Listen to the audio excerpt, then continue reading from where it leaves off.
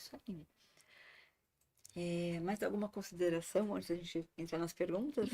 Acho que não, acho que Importante? a gente pode agora complementar com as perguntas, né? Então, tá bom. Você abrir para as perguntas, Alexandre? E também tem a questão, né, dos medicamentos para obesidade hoje, né? Muitos deles acabam reduzindo bastante a resistência à insulina também. Também. E perdendo peso ajuda também, Ajuda né? duplamente, né? Isso. Uma boa noite a todos. Sumiu aqui.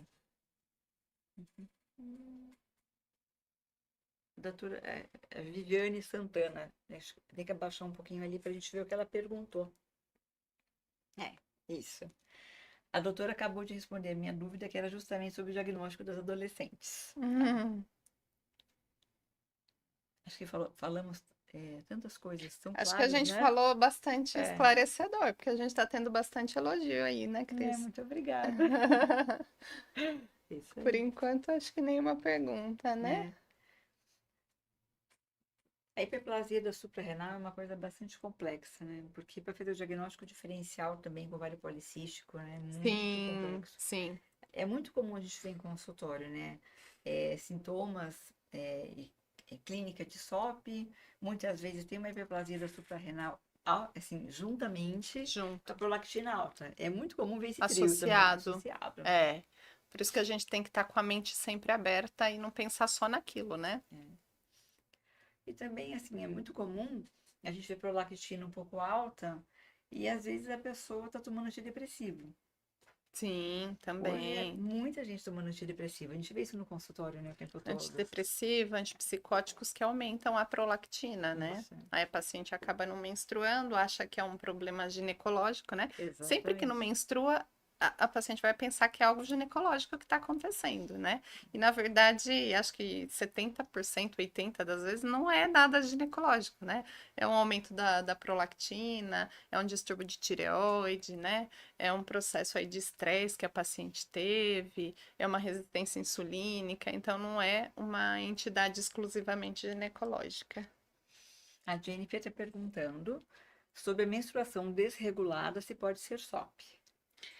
Só a menstruação desregulada, não, né? É importante a gente entender o que é menstruação desregulada, né? Então, para uma paciente que começou a menstruar, uma paciente adolescente, começou a menstruar recente, a menstruação dela, os primeiros 3 anos, vai ser desregulada, né? Isso a gente não pode achar que vai ser regradinho. Então, depois do terceiro ano da primeira menstruação, é, a gente considera a menorreia e uma causa de investigação se a paciente está tendo um espaçamento entre um ciclo e outro de pelo menos 90 dias, né? Aí é uma menstruação desregulada, digamos assim, para a parte de amenorreia, do que nós estamos falando. Então, só esse distúrbio espaçado da menstruação, eu não posso classificar como SOP. Então, para a gente classificar como SOP, a gente tem que ter um distúrbio da menstruação, né, e um hiperandrogenismo, ou clínico ou laboratorial. Então, a paciente ou vem com os exames laboratoriais com testosterona, androstenediona alterados, altos, ou o exame pode vir normal, mas clinicamente ela tem aquela clínica com excesso de pelo masculino, calvície masculina. Então, só a menstruação desregulada a gente não pode falar que é uma SOP, né? Tem que ter os critérios, ou o critério do ultrassom, que não é o ultrassom de rotina feito em 5 minutos, né? Aí é aquele ultrassom mais detalhado, com medida de pelo menos 20 folículos, medindo de 2 a 9 milímetros, ou com um volume ovariano acima de 10 centímetros cúbicos. Aí a gente pode falar que é uma SOP. Entendendo que na juventude tive um diagnóstico equivocado, queria ter tido esse esclarecimento antes. A Leandra está falando, né, que ela... É que antigamente também o diagnóstico era feito de uma outra forma, né? Os Tem essa critérios questão, foram né? mudando e até hoje a gente não tem nada assim tão fechado, né, Cris? Assim, ó, a síndrome é só isso, né? O diagnóstico é só com isso, né? É uma coisa que a gente ainda existe muita dúvida, né? Mudou, melhorou muita coisa, mas ainda é um tema bem difícil, né, de a gente estudar, é um tema bem difícil de a gente fechar e diagnosticar e os critérios, né? Então mudou muita coisa, assim. A Viviane está perguntando sobre a mudança de estilo de vida, se teria alguma restrição alimentar. A restrição alimentar vai depender do que veio nos exames, né, Cris? Então, se veio uma resistência insulínica, o tipo de alimento que a gente vai não restringir, mas ter que orientar a paciente a reduzir é um tipo mais específico, né? Os doces, os carboidratos. Mas, de uma forma geral, às vezes a paciente não apresenta essa resistência insulínica, porém, ela está acima do peso e precisa perder peso. Então, aí a gente não vai limitar só o doce, né? Equilibrar a dieta de uma forma geral. Aí acaba que a nutricionista ajuda mais a gente, vocês endócrino também, né? Então, não vai ter uma restrição alimentar só de um tipo de alimento. Vai depender caso a caso, né? Acho que essa parte você pode até esclarecer melhor. Na verdade, é aquela questão de sempre individualizar o tratamento. Que é, Exatamente. olha, você tem que ver todo o contexto, né? A avaliação clínica, laboratorial, ver a parte histórica, familiar da pessoa. Então, assim, você vê se a gordura centrípeta, que é uma gordura central que a pessoa tem, que é em maçã ou em pera, tem que avaliar tudo isso. O estilo de vida da pessoa, o que ela come. Então, é uma avaliação bastante completa. Baseado em tudo isso que você vai falar, olha, isso aqui é melhor para você seguir esse caminho, fazer isso e aquilo, né? Em medicina, nada é permanente e as coisas sempre vão depender também do paciente querer se cuidar. Isso é muito importante, Exatamente. deixar claro. O sucesso do tratamento, né? Isso, do Não depende do médico, comprometimento, né? Você pode ter um médico excelente, Uhum. passou da porta com uma receita top. Se o paciente não seguir, o médico não foi excelente, né? Então, o É, médico tem que ser bom isso a é. ponto de ele conseguir passar aquilo para o paciente, de que é importante fazer o paciente entender que aquilo vai dar resultado, né?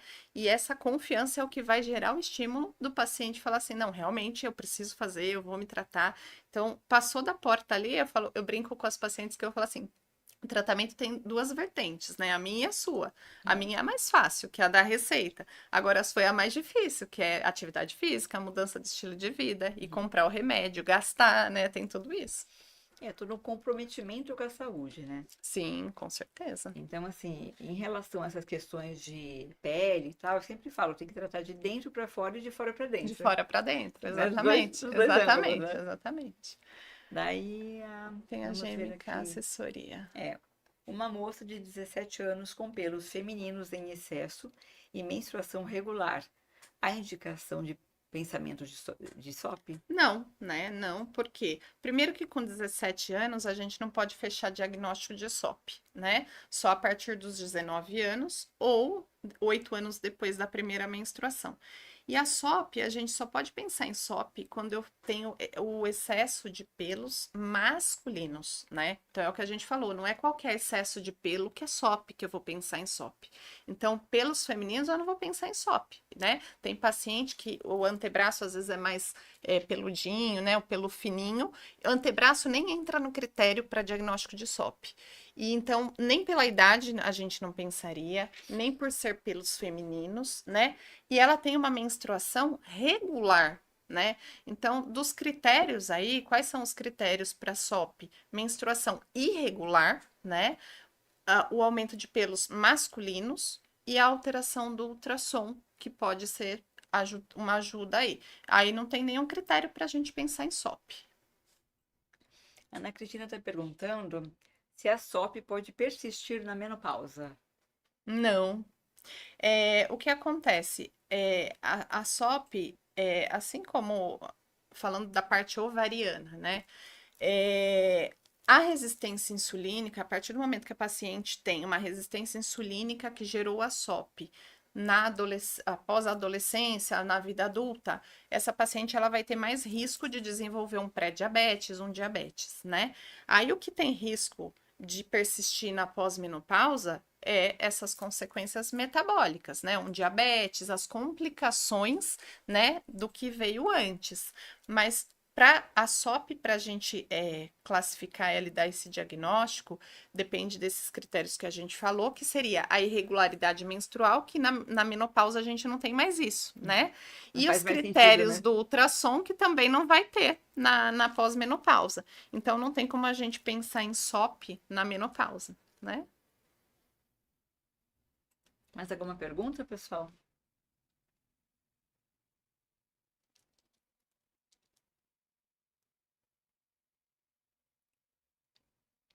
Recebemos um elogio aí de uma endócrino, doutora Natália Gonçalves. Obrigada, Natália. É uma honra um elogio dela, Com hein? certeza. É importante, né, para a gente aprender um com o outro, trocar informações. Sim, com certeza. Obrigada, viu, Natália, por estar participando. Isso é uma ajuda muito grande, porque eu sempre disse, o objetivo do podcast é a Sim. gente dar informação de qualidade para as pessoas, De para as forma pessoas clara, né, Cris? de forma clara, para as pessoas não ficarem perdidas, Sim, para falar, nossa, esse aqui é um caminho que eu posso seguir isso, de isso. tratamento, de mudança de estilo. E você vê todos os podcasts, todos, é muito interessante. Todos caem no mesmo lugar, que é Mesmo. mudança de De estilo estilo de de vida, vida, é todos. verdade. Alimentação É verdade. saudável. E pensando na suprarrenal, né? A cadeia de formação hormonal dos hormônios androgênicos da suprarrenal, ela depende do colesterol, né? Sim, Ou seja, o colesterol é um dos principais formadores dessa cadeia. Ou seja, né? A parte alimentar também em relação a gorduras é muito importante. por isso que nós falamos da paciente com bulimia, com Uhum, anorexia, né? Cadê o colesterol dela? Cadê a gordura, uhum, né? E aí, sem isso, a gente não consegue produzir hormônio. Então, como é que eu vou menstruar, né? isso Então, a aí. gente tem que pensar de uma forma realmente bem abrangente, né? Exatamente. Tem mais perguntas? Tá perguntando se você atende convênios ou só particulares. Eu atendo convênio, no consultório atendo um convênio e fora no ambulatório eu atendo outro convênio. Mas aí pode mandar no Instagram, que aí eu respondo os nomes dos convênios aí, sem conflitos de interesse. Com certeza. É. Logo, logo a doutora Laura vai trabalhar comigo no consultório. A partir Então, do dia 9 é, estaremos juntas. estaremos juntas. E teremos novidades também Com para contar para certeza. vocês, logo, Novidades sobre logo. isso que a gente está conversando aqui, né, Cris? Exatamente. E acho que é isso, né? Acho que sim. É, então tá Olha bom. lá, outro elogio da Natália. Obrigada, Natália. Ela está nos ouvindo. Vocês arrasam. Vamos nos conhecer, Natália. A gente precisa se conhecer, É! né? A Natália é endócrina em Sorocaba. Então, olha, muito obrigada a todos pela participação. A participação de vocês é primordial para que esse processo de conhecimento dê andamento na nossa vida, Sim, para que a gente consiga se tratar da melhor maneira possível. E agradeço a doutora Laura por ter vindo de novo, é um prazer, se sempre será. disponível por aqui, nos ajudando, nos ensinando bastante, tá? Obrigada, Cris, pelo convite. É uma honra. Esses comentários finais, né, mostra que a gente está no caminho correto, né? Isso. Eu falo para as pacientes, quando as pacientes elogiam a gente, eu falo assim que é bom porque muitas vezes a gente acha, fala assim, será que eu estou fazendo direitinho mesmo, né? E aí esses feedbacks é um norte para a gente saber, continua aí que tá direitinho, né? Nos faz felizes e Sim, continuamos com nossa certeza. profissão. É gratificante, né? Isso. E Gratificante. continuamos nossa profissão com dignidade. Isso É mesmo. isso aí. Muito obrigada. Os parabéns de todos vocês e boa noite. Boa noite.